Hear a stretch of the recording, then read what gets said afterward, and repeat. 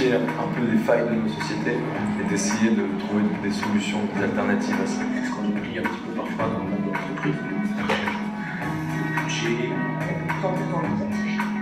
lié à cette pression en entreprise. I think that technology have to be used also to solve social issues. J'ai envie de rendre légitime le handicap, en fait, de montrer que c'est pas parce qu'on a un handicap qu'on n'est pas présent. Yeah, we need to probably stop thinking about it as black or white.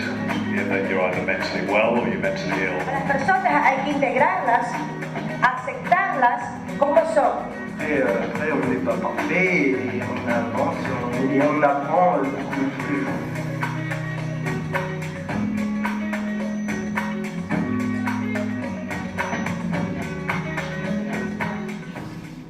Bonsoir à tous, un très grand merci d'être venus ce soir aussi nombreux. On est très touchés de votre présence et on est surtout ravis, après ces 6 mois, de pouvoir vous présenter le projet Premier Pas. Très brièvement, avant de commencer, on va peut-être se représenter pour ceux qui ne nous connaissent pas. Donc, Laure Darcourt, étudiante en école de commerce à Lille à l'EDEC, et Léa Ardouin, je suis étudiante à Sciences Po Paris en sécurité internationale. Donc le projet Premier Pas, qu'est-ce que c'est ? Concrètement, on est en année de césure cette année et on a choisi de partir 6 mois à la rencontre des entrepreneurs et des managers qui avaient réussi à faire du handicap une force dans leur modèle. Donc on est parti dans 6 pays, la France, l'Allemagne, l'Angleterre, la Belgique, la Colombie et l'Équateur. C'était au total plus de 18 villes et on a rencontré une quarantaine d'acteurs et on a réalisé une trentaine d'articles vidéo, écrits et vidéos. Et on a réalisé 2 interventions dans des lycées et 2 conférences inspirantes, dont celle-ci. On a également fait le choix de s'intéresser à tout type de structures, des entreprises adaptées, des entreprises ordinaires, des ESAT, des associations, mais également à tout type de handicap et à tout type de métier. Donc on est allé voir autant des architectes que des ingénieurs ou des médecins. Alors notre réflexion, elle est partie d'un constat avec Léa, en tout cas qui concerne notre génération. On sent qu'on est une génération qui est appelée à entreprendre, ou en tout cas à être innovante, mais qui aussi cherche à avoir du sens, ou en tout cas de l'utilité dans ce qu'elle fait. Et de l'autre côté, au contraire, on tend à aller à une société de plus en plus excluante, qui en tout cas, parce qu'elle recherche de la performance, du profit, tend à exclure certains profils qui sont plus fragiles et mis en marge de la société. Et les personnes handicapées, en tout cas, sont parfois justement dans ces profils mis en marge de la société, alors que justement, on va vous montrer en quoi est-ce que ce serait performant de les mettre au cœur de nos modèles aujourd'hui. Donc là, on vous a cité une phrase de Jean-Marc Richard, qui travaille avec Amipis, ce sont des usines apprenantes, qui nous a dit que le problème n'était pas le handicap, mais le devenir d'une société qui ne serait faite que pour quelques-uns. Il est urgent de faire du social responsable. Donc c'est un peu le message qu'on veut vous faire passer ce soir. On est parti avec Léa pendant ces 6 mois rencontrer 3 types de structures. D'abord des entreprises qui avaient un nombre important de personnes handicapées, en tout cas dans leurs salariés, des entreprises adaptées qui ont plus de 80% de personnes handicapées dans leurs salariés, ou des entreprises ordinaires, ou encore des ESAT, des établissements et services d'aide par le travail. On a voulu voir en interne comment est-ce que ça suppose de réorganiser son métier, ou en tout cas son management. On est aussi allé voir des structures qui pensaient des produits et des services à partir des besoins du handicap, mais qui demain peuvent répondre à d'autres besoins de la société. Et enfin, on est allé s'inspirer auprès d'entrepreneurs qui, eux, ont fait de leur handicap une vraie force de motivation pour entreprendre leur propre métier. Notre volonté, en tout cas nous ce soir, c'est de changer le regard sur le handicap.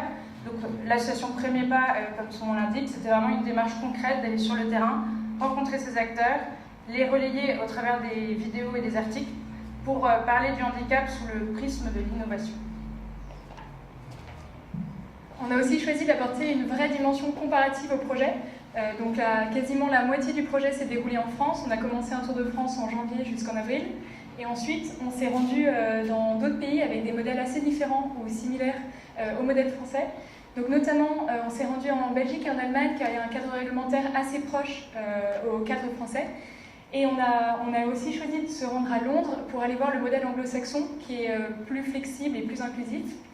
Et enfin, on a choisi de partir en Amérique latine pour voir comment est-ce que dans un pays où le cadre réglementaire allait être assez peu structuré, comment est-ce que du coup l'innovation allait se faire plus urgente et les citoyens allaient être forcés à innover et à produire autour du handicap.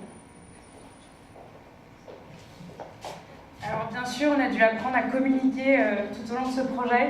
On vous a sûrement harcelé sur les réseaux sociaux Donc il n'est pas trop tard pour ceux qui n'ont pas suivi notre projet sur Facebook, LinkedIn, Instagram, mais aussi Twitter. Et on vous invite à tweeter tout au long de la soirée toute phrase, citation inspirante. Vous aurez énormément de followers, on est sûr. Donc voilà, c'est Team Premier Pas. Et pour ceux qui n'ont jamais cliqué sur une vidéo ou un lien, notre site internet, il n'est pas trop tard non plus pour le découvrir. Vous y retrouvez d'ailleurs toutes les vidéos et articles qu'on a faites, qu'on va vous citer, mais qu'on ne va pas toutes projeter ce soir. Et avant de commencer cette conférence, on souhaitait également aussi remercier nos partenaires qui nous ont accompagnés pendant ces 6 mois. Donc la ville de Rueil-Malmaison, le réseau engagé, l'Institut de France, New Citizen, Ashoka, Fairtrip, Make Sense, Spark News, le journal des grandes écoles. Et aussi, on a eu également la chance de pouvoir placer cette première édition sous le parrainage du secrétariat d'État chargé des personnes handicapées. Et on les remercie pour leur présence ce soir. Et d'ailleurs, ce qui me permet de faire la transition, on va commencer juste avant cette conférence. On va laisser la parole à Madame Sonia Otmani, qui travaille chez Edenred France et qui est présidente du réseau engagé qui soutient notre démarche. Et donc, il va nous partager son point de vue sur les enjeux du handicap en entreprise et pourquoi avoir soutenu une démarche de sensibilisation sur le handicap. Merci, bonjour à tous. Je suis ravie d'être là aujourd'hui. Ravie parce qu'on a rencontré Laura et Léa il y a quelques mois maintenant. Et quand elles nous ont présenté leur projet auprès de l'association engagée, on était juste... On a juste été tout de suite hyper fans pour 2 raisons. Parce que déjà, c'était un sujet sur l'innovation et le handicap, donc ça fait déjà du bien. Et deuxièmement, parce que voir que la jeunesse, alors ça fait vieille quand je dis ça, mais qu'en tout cas, voilà, les personnes en période de césure décident de porter un projet sur le thème du handicap et l'innovation, je trouve que ça donne envie et ça rassure sur la suite. Le réseau engagé, je vais vous dire rapidement ce que c'est. On est une association d'entreprises qui regroupe des entreprises comme Pomona, la Française des Jeux, Edenred France, Bosch, Randstad, Burger King, Quick, l'AMGEN, et j'en oublie certainement. Et en fait, cette association elle existe depuis maintenant 10 ans et on a pour but, en fait, toutes ces entreprises de porter l'insertion professionnelle des personnes handicapées. Donc toutes les personnes qui sont dans l'association sont issues des entreprises que je vous ai citées et travaillent en interne sur ces sujets-là avec des accords handicap ou pas, mais en tout cas travaillent sur ces projets. Et du coup, tous les ans, on a pour but d'échanger les bonnes pratiques entre nous et surtout de porter des projets communs. L'année dernière, on a travaillé sur une campagne de sensibilisation justement pour les étudiants en situation de handicap, pour sensibiliser les jeunes à ce qu'est le handicap, déjà, d'une part, et d'autre part, pour sensibiliser les étudiants en situation de handicap, pour leur montrer que les entreprises les attendent leurs compétences et leur présence chez elles. Voilà ce qu'est le réseau engagé. La deuxième question, c'était quoi? Comment? Si on peut servir l'innovation. Alors, est-ce que le handicap peut servir l'innovation? Alors moi, j'en suis profondément convaincue, dans le sens où aujourd'hui, l'innovation, et je vais donner un petit peu peut-être l'exemple de ce que je fais moi chez Edenred France, où je porte la politique handicap du groupe Edenred France. Et en quoi l'innovation peut permettre aux personnes handicapées d'entrer dans le monde du travail. Aujourd'hui, les outils qui existent et les aménagements qui existent peuvent leur permettre de travailler dans de bonnes conditions et surtout à égalité avec tout le monde. Et finalement, ce dont on se rend compte, c'est que innover sous couvert de permettre aux personnes handicapées de s'intégrer en tant que citoyens, en tant que professionnels, ça peut permettre à terme à tous d'avoir peut-être une qualité de vie plus intéressante et plus adaptée et plus compréhensible. Le meilleur exemple et le projet que, en tout cas, moi je porte, entre autres, en ce moment chez Edenred France, c'est le facile à lire et à comprendre, qui est une autre méthode de communiquer, et notamment qui est à la base destinée aux personnes avec un handicap mental, et qui, à mon sens, permettrait aussi en termes de communication, de permettre à tous d'avoir l'information de manière assez fluide et compréhensible. Donc un projet innovant pour moi qui est à la base dédié aux personnes handicapées dans la compréhension du message, finalement peut apporter à tous une compréhension plus fluide. Et voilà. Donc c'est pour ça que pour moi, travailler pour l'insertion professionnelle des personnes handicapées, pour l'innovation pour les personnes handicapées, c'est finalement un beau cercle vertueux pour tous, pour nous permettre d'avoir une vie à tous plus fluide et plus intéressante, et plus inclusive surtout. Voilà. Merci beaucoup.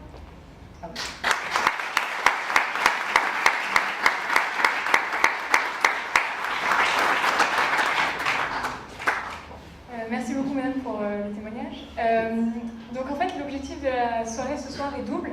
Le premier c'est déjà essayer de vous montrer à travers des exemples de certaines entreprises que nous avons rencontrées comment est-ce que les compétences singulières de personnes handicapées peuvent être valorisées dans le monde professionnel. Et le deuxième objectif ça va être de voir comment est-ce que le handicap peut servir l'entrepreneuriat et inversement.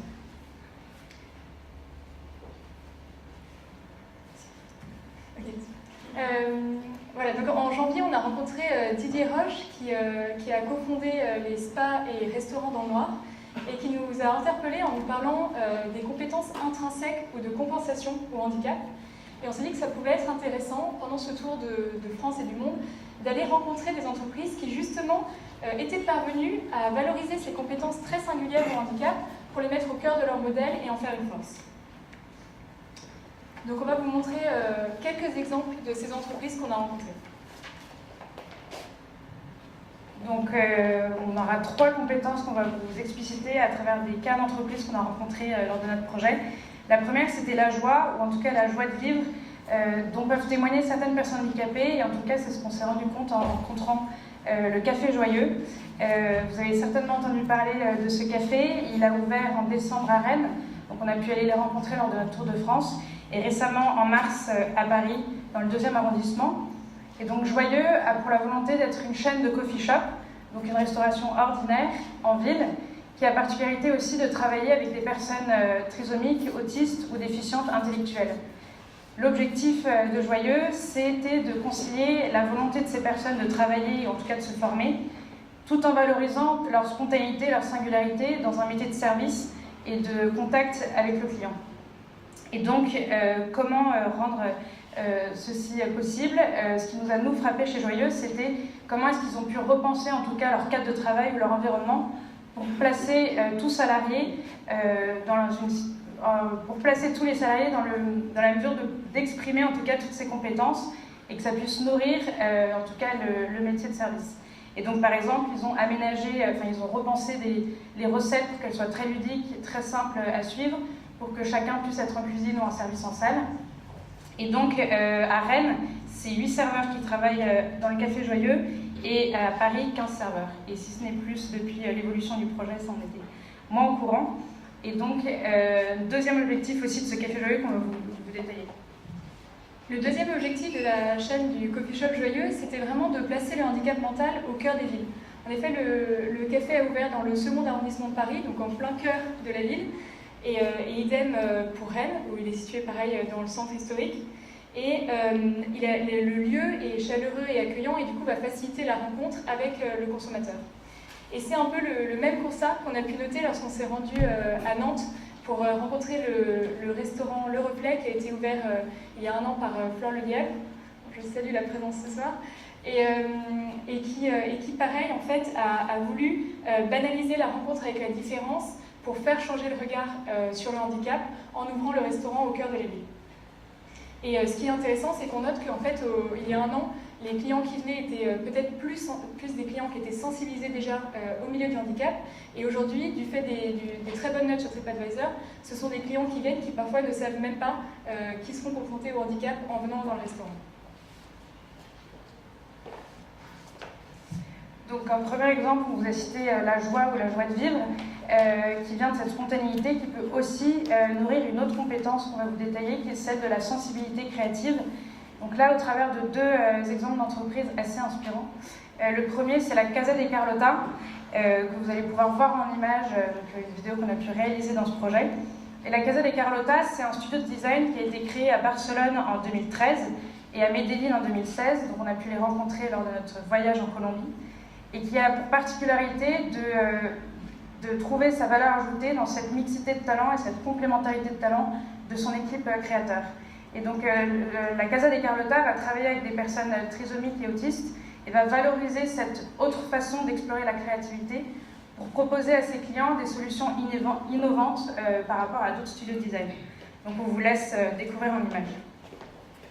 The key behind our added value for the companies is the mix of talents of people from all backgrounds, including people with disabilities. La Casa de Carlota is a graphic design company that in its creative team we have photographers, artists, designers, and people with Down syndrome, autism, and other disabilities. That creative process is completely unique because you are not trying to be like someone else or to get references from somewhere else. You are 100% natural. With this mix of talents, we can be creative in so many new levels. They are so creative and so spontaneous. The creative labs first start with the client's brief as any other design project, and then we bring that brief to our creative team. We make creative sessions where our team explores and puts on paper how they see the world, how they work, how they see the brief the client gives us. Ahorita me trabajo la Casa de Carlota, diseñar, y me gusta diseñar y me gusta hacer lettering. Aquí me gusta diseñar porque me mantiene contenta aquí diseñando. Of course, talent. You have to have the ability to design and to work. Second is the willingness to work, because if you are good at drawing but you don't want to be here, you don't have to be here. Estoy feliz en mi trabajo de taller de la Casa de Carlota. Yo estoy muy feliz y soy un gran diseñador del taller de Carlota, un gran diseñador. But the most important is family support. Es muy importante para mí como mamá que los chicos trabajen y nosotros como familia, porque es la oportunidad de demostrar que ellos son capaces de muchas cosas y que ellos tienen habilidades y tienen un potencial que no lo habíamos descubierto, ni siquiera nosotros como padres. No, los cambios que he visto en mis hijos son muy grandes. Primero porque van adquiriendo un poco de autonomía. O sea, se sienten grandes, se sienten importantes y el manejo del dinero. If you have a senior designer, a client, a person with Down syndrome, a Colombian, a young guy, an old guy, all together on the same table, there is where creativity comes from.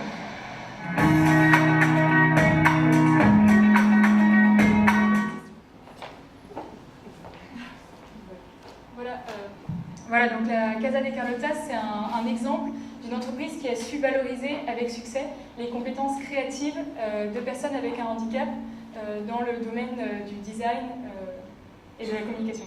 Et donc quand on parle de valoriser les compétences créatives de personnes handicapées, on ne peut pas ne pas parler de Sabouge.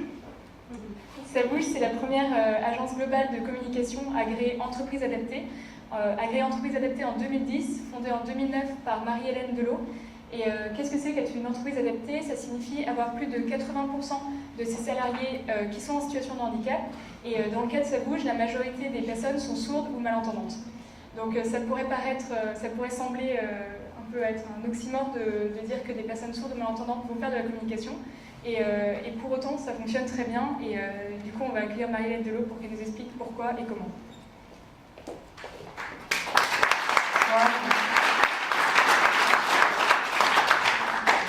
Bon, alors j'ai mis l'anti-sèche, mais c'est pour les questions parce que je pensais qu'on me poserait des questions, mais je ne les ai pas apprises par cœur. La première question que m'ont posée Laure et Léa, c'était en quoi justement ces personnes en situation de handicap peuvent être une force pour une agence de conseil en communication. Une agence donc, qui effectivement a 9 ans aujourd'hui et qui travaille pour des grands groupes, bizarrement par rapport à sa petite taille, mais on travaille pour des budgets chez L'Oréal, chez SNCF, dans le luxe, voilà, donc c'est assez divers. Alors pourquoi c'est une force ?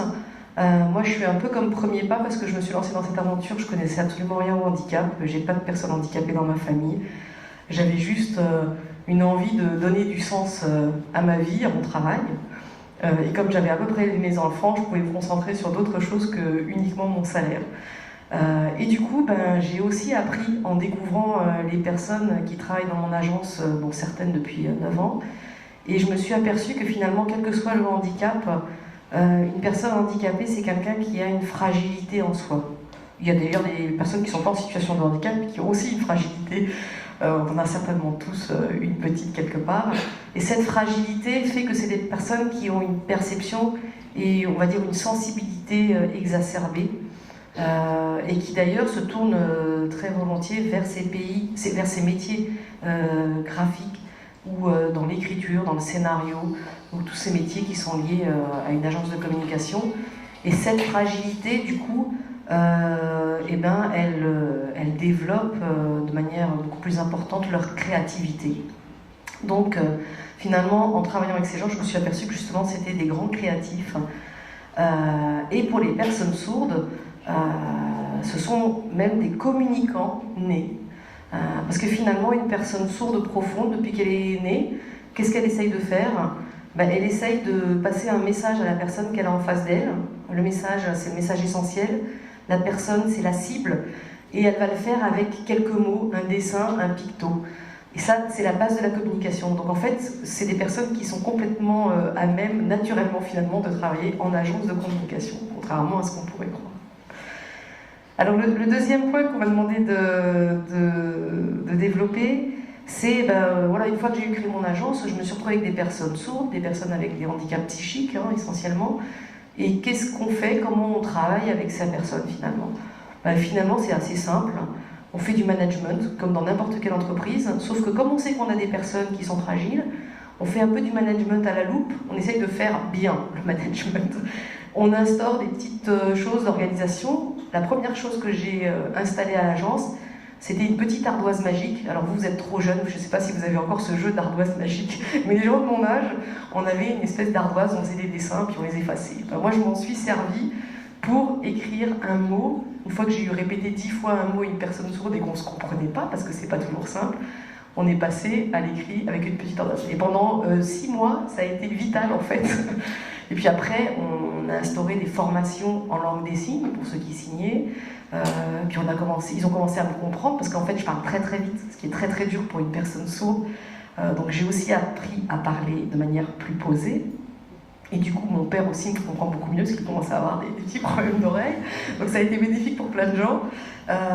Mais donc voilà, c'est des petites choses en fait. On a l'impression qu'on va travailler avec des personnes handicapées, donc ça va être hyper compliqué. En fait, il y a 80% aujourd'hui, si c'est pas 90%, des échanges dans le travail qui se font par mail. Et ça, une personne sourde, elle arrive très très bien à écrire, à lire des mails. Et puis on est sur Skype. Ça a remplacé un peu l'ardoise magique. Il a fallu aussi que je me mette à la hauteur du 21e siècle. Donc on a instauré Skype et on discute par Skype quand on a besoin de détailler quelque chose. Et puis le dernier point, c'est qu'est-ce que ça m'a apporté personnellement, ou en tant que manager, ou en tant que... Je dirais que c'est plus personnel en fait.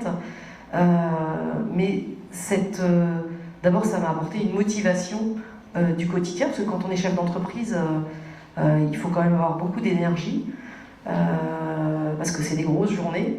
Et puis il faut être disponible en fait. On s'aperçoit que finalement, ce management, c'est une remise en question. C'est une levée des a priori qu'on peut avoir. C'est naturel qu'on ait tous des a priori. Moi, je ne connaissais pas du tout la surdité. Quand j'ai commencé à travailler avec une personne schizophrène, forcément, on se dit qu'est-ce qui va se passer ? Il va me sauter dessus au milieu de la phrase. Pas du tout. En général, ces personnes, justement, ont des traitements médicaux et tout va bien. Hein. Mais il faut apprendre, en fait, à se remettre en question en permanence. C'est-à-dire que quand on travaille avec une personne, par exemple, sourde, on a passé une consigne, une demande, et qu'au retour, on a quelque chose qui est complètement à côté de la plaque, au lieu de se dire « mais qu'est-ce qu'il fait ? C'est n'importe quoi », c'est plutôt de me poser la question, de me dire « mais pourquoi est-ce qu'il n'a pas du tout compris ce que je lui ai dit ?» Et en fait, on va s'apercevoir qu'on a utilisé un terme qui, dans la culture d'une personne sourde depuis la naissance, n'a absolument aucun sens et qu'ils ne pouvaient pas comprendre. Donc voilà, c'est ça que ça m'a appris. Je ne dis pas que je suis parfaite, mais en tout cas, j'essaye de me poser la question quand il y a quelque chose qui ne fonctionne pas en disant ça vient peut-être de moi et j'ai peut-être quelque chose à changer en moi. En tout cas, s'il y a des jeunes ici, moi je fais partie du réseau 100 000 entrepreneurs et quand Laure et Léa sont venus me voir, je me suis dit, voilà, ça c'est une énergie, on a envie de soutenir ce projet. Je vois qu'il y a plein de jeunes ce soir. S'il y en a qui ont envie de créer une entreprise adaptée, je suis à leur disposition pour répondre à toutes leurs questions et je vous encourage à le faire parce que c'est un projet qui va vous porter.